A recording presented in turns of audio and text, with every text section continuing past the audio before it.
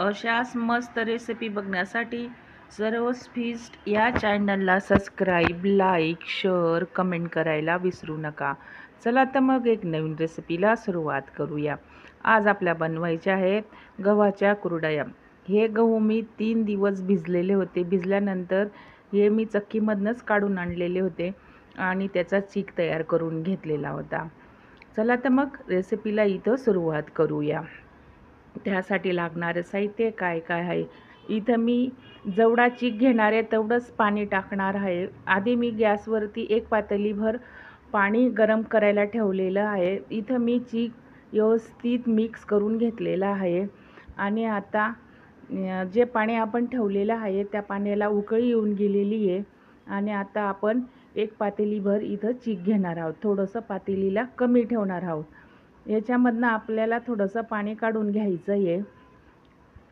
पातेलीमधनं मीठ टाकून घ्यायचं आहे गरजेनुसार।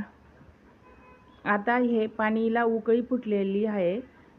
आता एक तांब्याभर पाणी मी काढून घेतलेलं आहे। बघा अशा पद्धतीने ह्या जे पाणी उकळ फुटलेली आहे त्याला असं ढवळून घ्यायचं आहे व्यवस्थित आणि मग त्याच्यामध्ये आपल्याला चीक टाकून घ्यायचं आहे। अशा पद्धतीने चीक टाकायचा आहे आणि असं या चाळण्याने व्यवस्थित घेरून घ्यायचं आहे। आमच्याकडे घेरून घ्या असंच म्हणतात। बघा अशा पद्धतीने हे पीठ इथं घेरून घेतलेलं आहे मी। अजिबात त्याच्यामध्ये गठोळी पडलेली नाही आहे, व्यवस्थित घेरलं गेलेलं आहे मस्तपैकी। बघा खूप पांढरं शुभ्र पीठ आलेलं आहे। अशा पद्धतीने हे पीठ मी इथं जवळपास घेरून घेतलेलं आहे।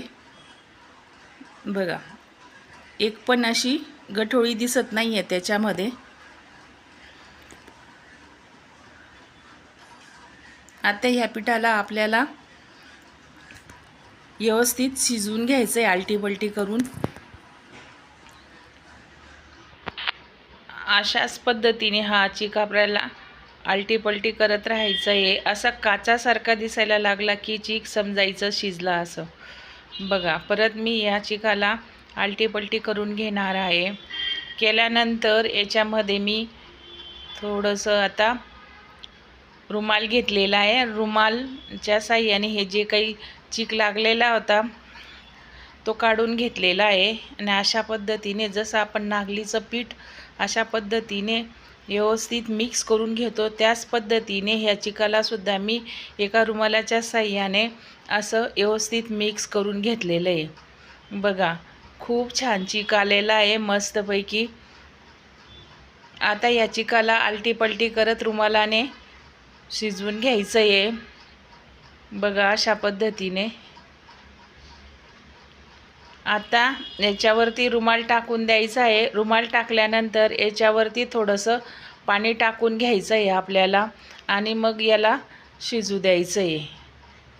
बघा आता रुमाल टाकून घ्यायचा आहे। याच्यावरती आता थोडं पाणी टाकून घ्यायचं आहे।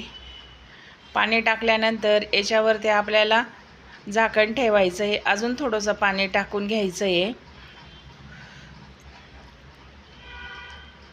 आणि आता झाकण ठेवून ह्या चिकला वाफवून घ्यायचं आहे व्यवस्थित। हा चीक इथं वाफवून झालेला आहे। बघा अशा पद्धतीने चीक इथं वाफवून घेतलेला आहे। पूर्ण चीक असा व्यवस्थित शिजलेला आहे, असा काचेसारखा चमकतोय बघा। आता या चिकाच्या आपल्याला कुरडया टाकून घ्यायच्या आहे। एका डिशमध्ये मी आता थोडा चीक काढून घेणार आहे। परत याला थोडंसं आलटी-पलटी करून घेणार आहे। आलटी-पलटी केल्यानंतर थोडासा ताटामध्ये चीक काढून घ्यायचा आहे। बघा अशा पद्धतीने हा चीक इथं आलटी-पलटी करून घेतलेला आहे। बघा किती छान शिजलेला आहे, वाफून गेलेला आहे मस्तपैकी चीक। अशा पद्धतीने तुम्ही कुरडया केल्या तर अजिबात तुटत नाहीत, त्याचे तुकडेही होत नाहीत चीक जर व्यवस्थित शिजलेला राहिला तर। बघा अगदी कमी क्वांटिटीत केलेल्या आहेत पण खूप छान आलेल्या आहेत कुरडया मस्तपैकी। अशाच पद्धतीने तुम्ही सुद्धा ही रेसिपी करून बघा, तुम्हाला नक्की जमेल। जर आपल्याला कुरडया करायच्या असतील तर शक्यतो हिवाळ्याच्या दिवसांमध्येच कुरडया करायच्या, तेव्हा खूप पांढरशुभ्र येतात. सध्या आता उन्हाळ्याचे दिवस चालू आहेत म्हणून थोडीशी याच्यामध्ये तांब पडलेली आहे, तरीसुद्धा चीक खूप छान आलेला आहे. आता या चिकाला आपण एका ताटामध्ये आपण काढून घेणार आहोत. घराची दिशा पूर्व पश्चिम असल्यामुळे ऊन आलेलं आहे घरामध्ये, म्हणून थोडासा हा चीक काढताना असा पिवसर दिसतोय, पण पांढरशुभ्र आहे. याच्यावरती सूर्याचे किरण पडलेले आहेत म्हणून असा हा चीक दिसत आहे, नाहीतर खूप पांढरशुभ्र आलेला आहे. उन्हामुळे हा चीक असा दिसतोय. असा थोडा थोडा करून काढून घ्यायचा आहे. काढल्यानंतर आता आपल्याला कुरडया टाकून घ्यायच्या आहे. मी एक साडी घेतलेली आहे, साडीवरती ह्या कुरडया मी आता टाकणार आहे. बघा, अशा पद्धतीने साडी इथं घरातच मी अशा पद्धतीने पसरवलेली आहे. साडी टाकून घेतलेली आहे साडी. अशा पद्धतीने आता सोऱ्यामध्ये चीक आपल्याला टाकून घ्यायचा आहे. बघा, अजिबात पातळ नाही आहे. कुरड्या खूप छान येतात, मऊ येतात. असा जर चीक तुम्ही तयार केला तर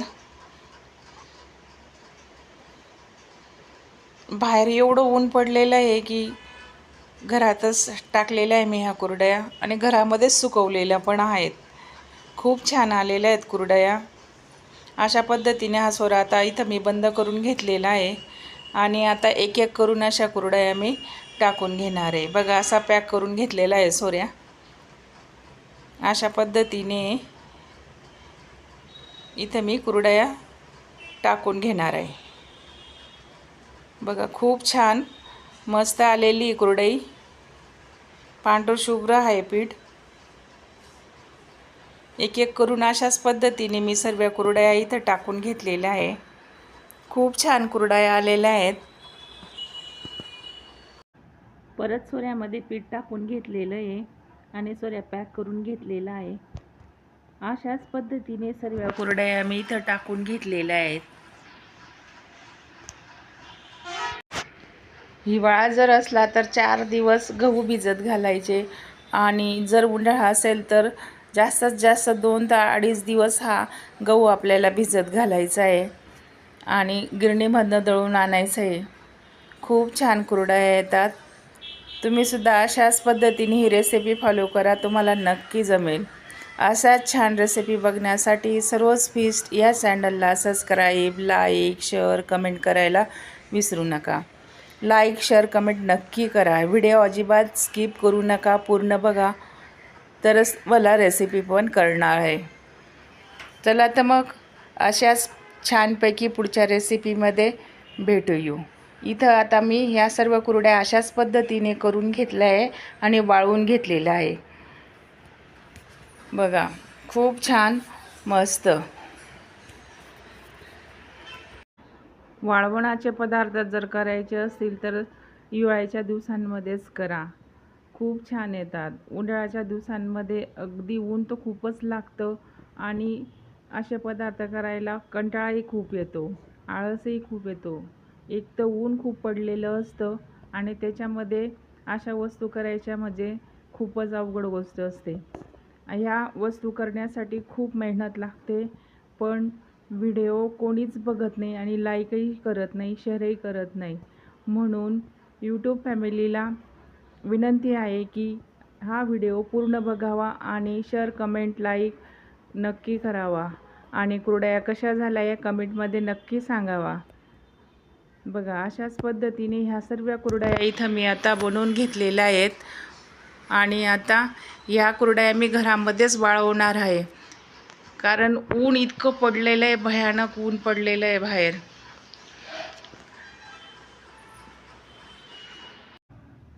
जवळपास या कुरडया करण्यासाठी मला 1.5 ते 2 तास लागलेले आहेत.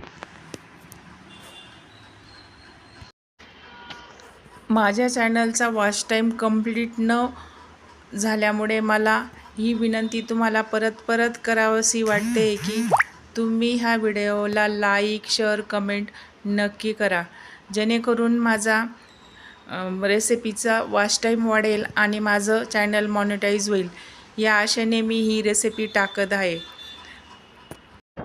व्हिडिओ बनवण्यासाठी खूप मेहनत घ्यावी लागते आणि त्या मेहनतीला फळही योग्य मिळत नाही. त्याच्यामुळे माणूस निराशही होतं. पण तुम्ही मला निराश होऊ देणार नाहीत, म्हणून तुम्ही माझ्या चॅनलला लाईक, शेअर, कमेंट नक्की करा. बघा अशा पद्धतीने ह्या कुरडया इथं मी बनवलेल्या आहेत. खूप छान आलेल्या आहेत, मस्त.